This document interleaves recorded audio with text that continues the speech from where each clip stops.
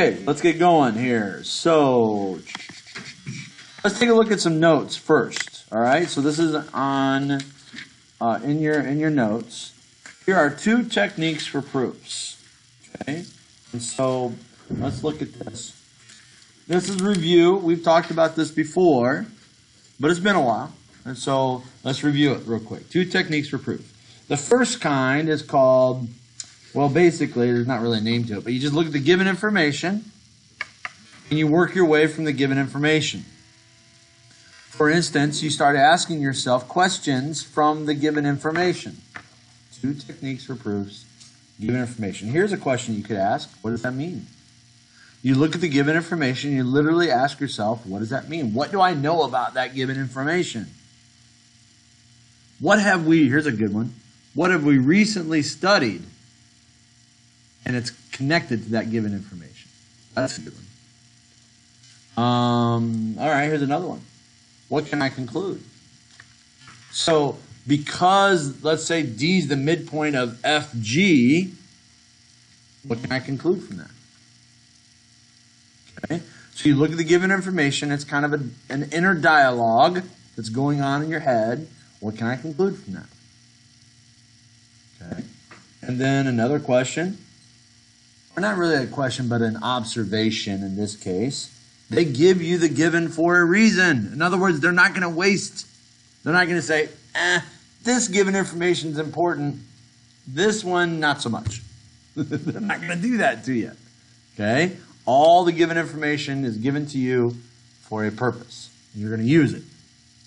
Okay? Here's another observation tip along the lines of the given information. Look at the diagram. Almost every proof is going to have a diagram with it. And so you want to apply what the given is to the diagram and see, okay, can I make sense of this? What are we looking at? Okay. That's all in step technique 1. Let's take a look at step technique 2, which says, work backwards. What does that mean? That means you look at what you're trying to prove, and then you see, okay, what must be true? What are we trying to prove? What must be true in order for that to be true?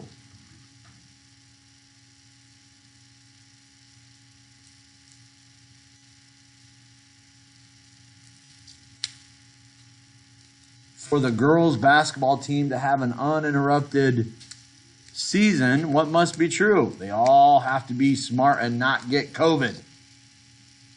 Like that. Sometimes it's out of our control because we don't know where it comes from. Although I did see something interesting just the other day, that there's another maker having success on a vaccine. That's good. That's good news. So we get to now. They're still working on the trials of it, but it's good. Okay. More than likely, though, we're all going to employ the hybrid approach. What that means is you're going to use step 1 and step 2. And that's how you come to a final, this is how I do the proof. Listen, you're going to have to do 2 proofs on the homework. There's 3, but we do 1 together. When you get there and it's a blank page and you're like, I don't know what I'm doing, I'm telling you, go back to this. And you say, okay, what's given? What does it mean? What can I conclude? What am I trying to prove? What must be true in order for that to be true? Guys, I've taught this for 15 years. This is the best way to understand proofs. Okay? All right. Put that away. Now let's take a look at some example proofs. The first one we're going to look at is number 8, which is, I think, what did I say, 235? Is 235, Evan? Is that what it is?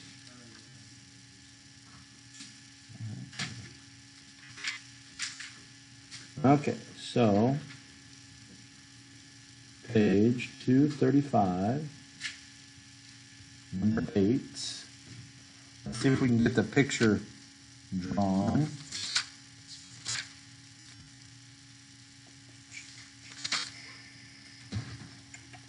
Oh yeah, I remember this picture. Okay, so this reminds me of mountaintops.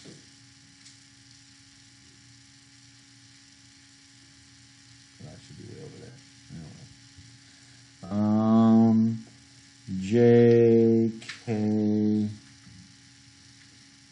and L. That goes to there, actually. Doesn't that look like mountaintops? J is the tip of a mountain. K is the tip of a mountain. It reminded me of our family vacay this year. Look at this. Look at this. You guys see that on my phone? Is it glare? Not great. It's a big waterfall. That is called the Grand Canyon of Yellowstone. It is 1,000 feet deep. 1,000 feet.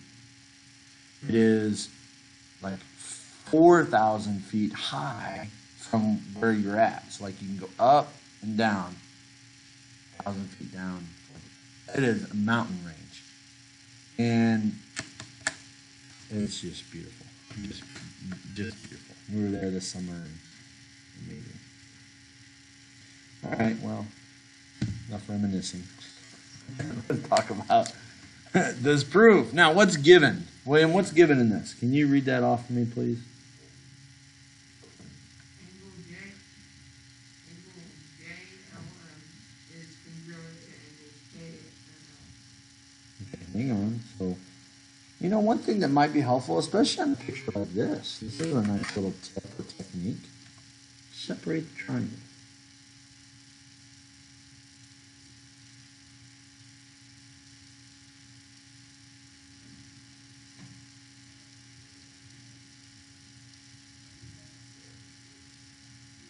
You see how those are the same two triangles? I just, instead of them overlapping, I just separated them. Sometimes it helps looking at the picture. Okay. All right, and then what else, William, is given? There's another thing given in there. Angle JML is congruent to angle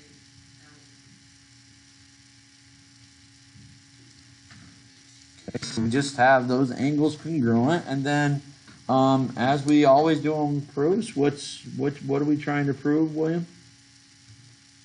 Triangle JML is congruent to triangle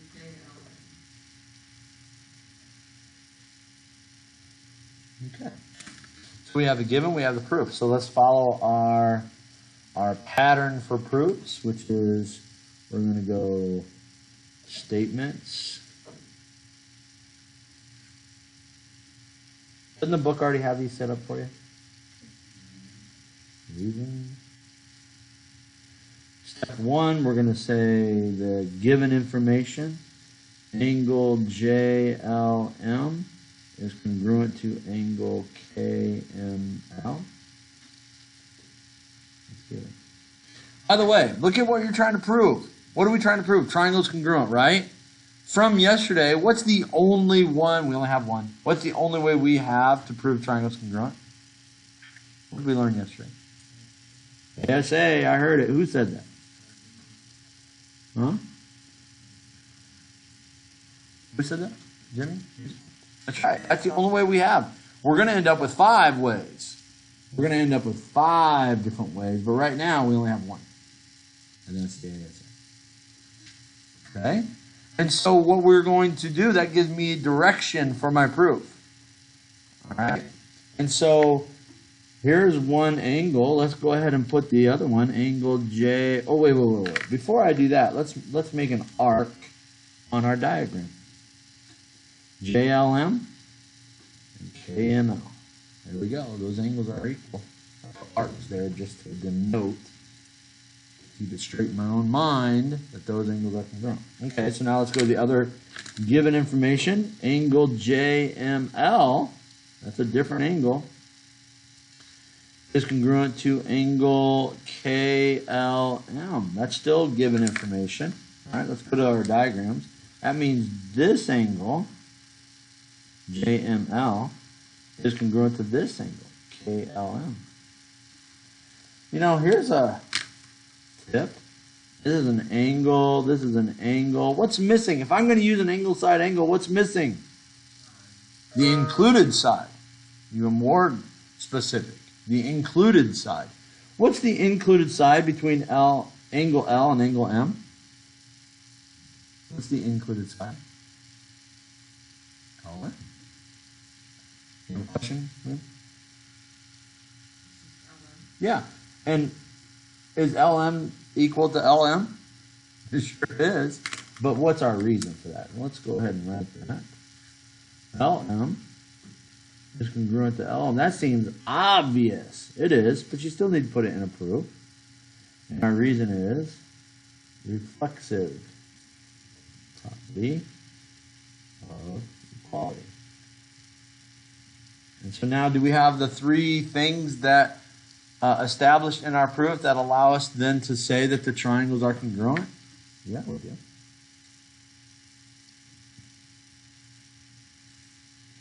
Triangle JML is congruent to triangle KLM.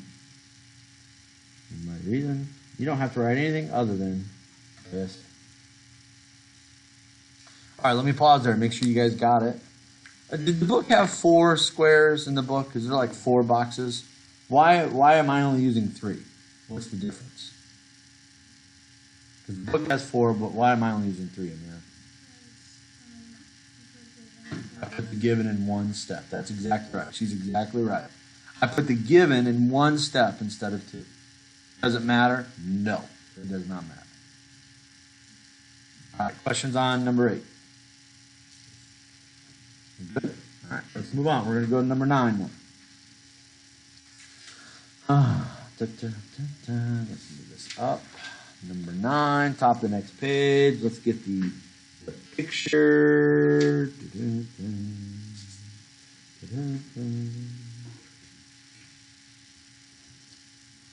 Ooh, not too bad. Not too bad. R, S, T, U. That's kind of smeared there. And what's this? V down here? Z. All right, so what's the given information on this one? Chase, can you read it off for me, please? Angle S and angle B are right angles. Angle S and angle, is it V or U? U. And angle U are right angles. All right, well, I'm going to go ahead and make this no perpendicular 90 degrees, perpendicular 90 degrees right angle. Okay, go ahead. What else is given, Chase?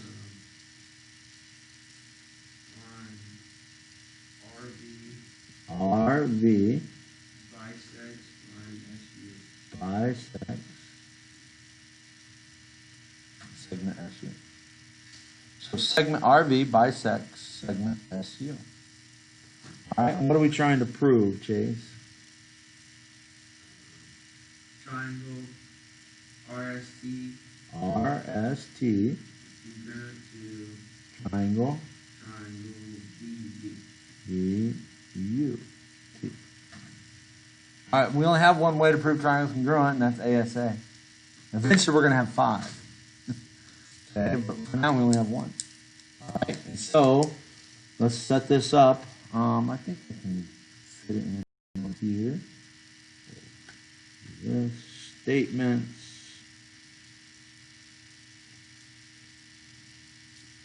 Reasons. Step 1 is going to be our given angle S and angle U are right angles, and RV bisects SU, and all that is given. Okay, so what does that mean? If both of these are 90, remember technique number 1? I look at the given information and I ask myself, what does that mean? What can I conclude? I can conclude that since these are both right angles, that they are congruent. They have to be, because they're both equal to 90 degrees. So step 2, I can say that angle S is congruent to angle U, because all right angles are congruent. What are right angles equal to? 90 degrees. 90 degrees equal to 90 degrees. Yes, Jimmy. Number one says angle, it's just the given information. Angle S and angle U are right angles. It's this right here. Just the given information. Okay? And then if RV bisects SU, let's go to the diagram. Okay, so I'm going to outline RV in the diagram. RV. And it bisects SU. If it cuts SU in half, what segments are equal? If it cuts SU in half, what two segments would be equal of SU? What do you think, Ashley? Very good. ST and TU. They would be congruent. Let's write that. Step 3. ST is congruent to TU. And my reason is definition of bisector. Now, if you notice, that was part of the given, and so I use that as the definition. If they would have said that, is T the midpoint? Yeah, T is the midpoint, right? If they would have said, hey, T is the midpoint of SU, then my reason would have been definition of midpoint. You see the difference? Because it says S or RV bisects SU, then we're saying definition of bisector. Okay? Because you're going to see both. All right, so again, here's a little technique. Have we shown that an angle is equal to an angle? We have. Have we shown a side equal to a side? We have. What's missing? All we're missing is an angle, right? We have an angle here and a side here. And, okay, so that means we can either say that angle R and angle V are congruent, or we can say these middle angles. Let me shade these in right here. This angle is equal to this angle. Now, be careful. Because whatever we say is true, we have to justify that we know they're true. Okay? Which ones do you think? Somebody want to take a guess? Okay, why do you think? Who said that? Jimmy? No. Did you say that, Wattenbarger? Chase did? Chase, why would you say that R and V? Okay, now let me help you out as you're thinking. R and V are congruent. Because we're proving eventually these triangles are congruent. That means all their parts are congruent. But we have to be able to say right now, with something that we've already learned, that R and V are congruent. Do we have a reason? I don't think so either. I don't think we do. Now look at the ones in the middle.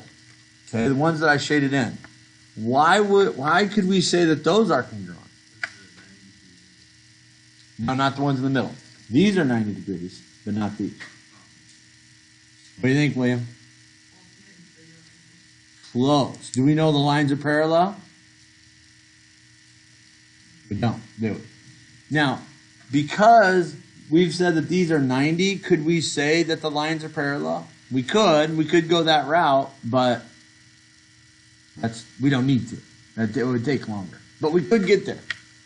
There's an easier one that we're missing. Okay, let me without looking at the triangle, just look at this picture.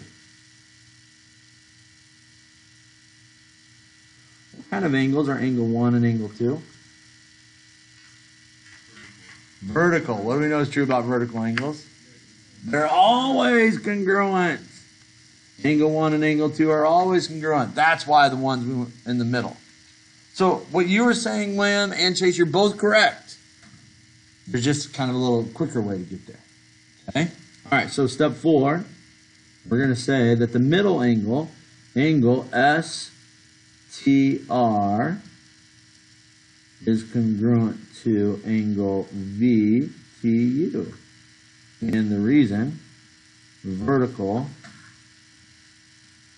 angles are, you can use shorthand, I don't care, abbreviation, as long as we all know what you're saying.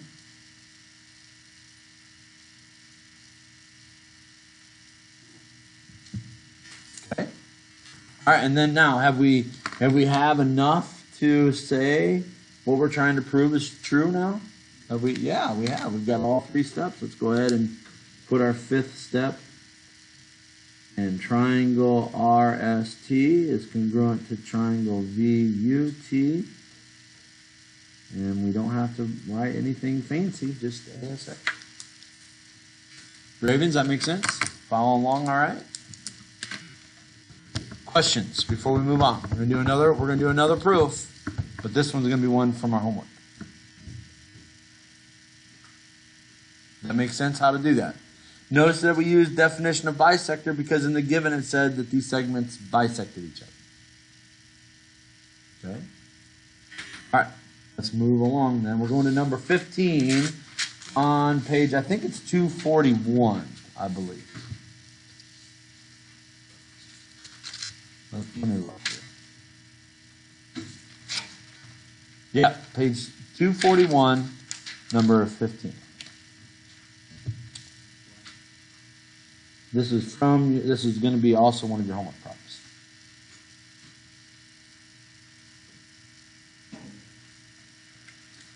All right, let's see if I can make this picture. These are always hard.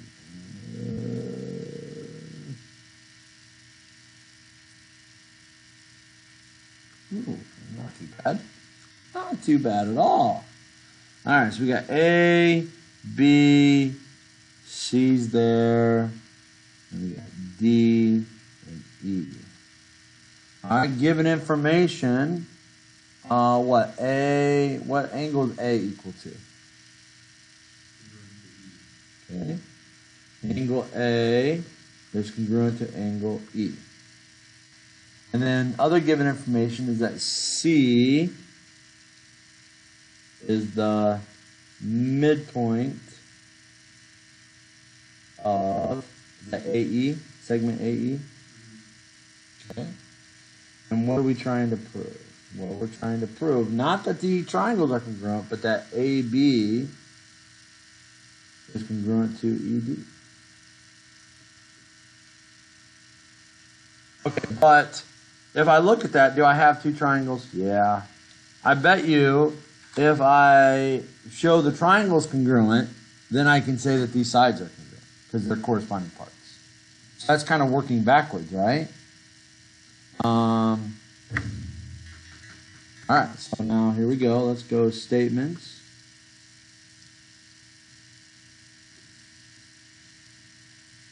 We got reasons.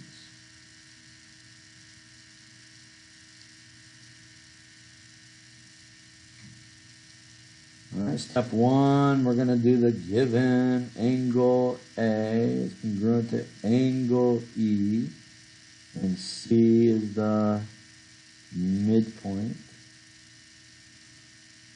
of segment AE. And step 1, that's going to be given. Okay, now, so what's that mean? What does angle A equal to angle E? Does that mean anything? No. But I'm going to make a note that that's an angle, that this is congruent to that. And then if C is the midpoint of AE, I can make a conclusion from there. If C is the midpoint, let me rewrite that over there. Okay, so if I have this as AE, and I got C is the midpoint, what 2 segments can we say are equal? That's right. AC is congruent to CE. And my reason, because they said that's the midpoint, I'm going to say the definition of midpoint. Is it bisected? Sure, it's bisected. Yeah. But we're still using the definition of midpoint. All right, what does that give us? That gives us a side. What are we missing? We're missing one part of ASA. We're missing the last angle.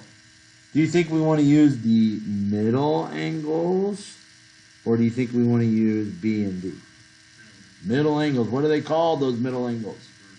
Vertical angle. That's correct. So we go angle ACB is congruent to angle ECD because vertical angles are congruent.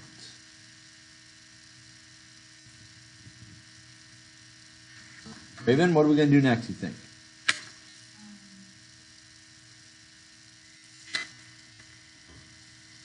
Okay, hold on. So take a look. Look at what we've done. What does this mean? I'm pointing it. Yeah, what does that mean?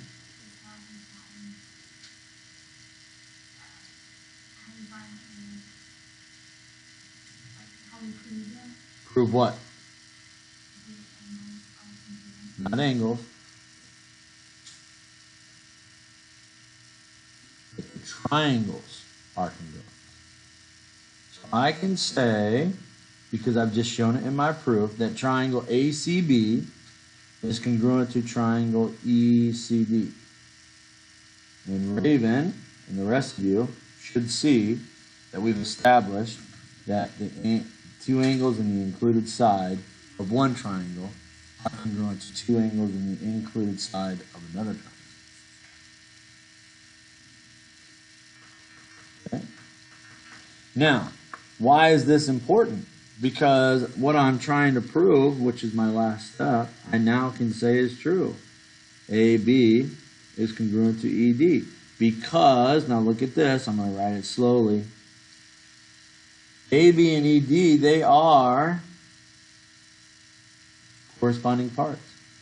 Corresponding parts of congruent triangles are congruent. You remember that acronym? Corresponding parts of congruent triangles are congruent. We were saying corresponding parts of congruent figures are congruent, and we've limited it now just to triangles.